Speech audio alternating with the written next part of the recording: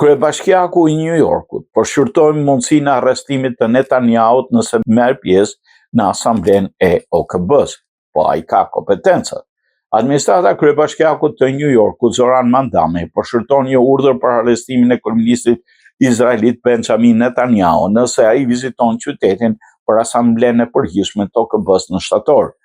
Mandami i tha New York Times duke vënë duke se ende nuk është e qartë nëse ai ka autoritetin ligjor për të urdhëruar Departamentin e Policisë New Yorkut, të cilit i takon të ndalojë një udhëheqës të huaj si Netanyahu. Unë besoj se kryeministri Netanyahu duhet gjykohet në Hag, tha Mandami, duke referuar selisë së gjykatës ndërkombëtare penale, e cila ka lëshuar një urdhër arresti për Netanyahu për krime lufte në Gaza, gjykatë që nuk njihet nga Shtetet e Bashkuara.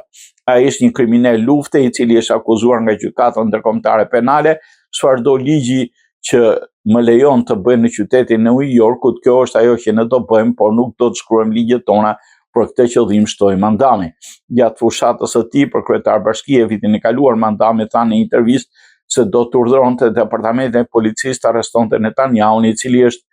i bllokuar në garën e tij për rizgjedhjen në Izrael. Netanyahu ju përgjigj kërcënimit për të arrestuar atë, duke thënë se nuk është i shqetësuar dhe akuzoi Mandamin se mbështet Hamasin, grupin militant palestinez që kontrollon një pjesë konsiderueshme të Gazës.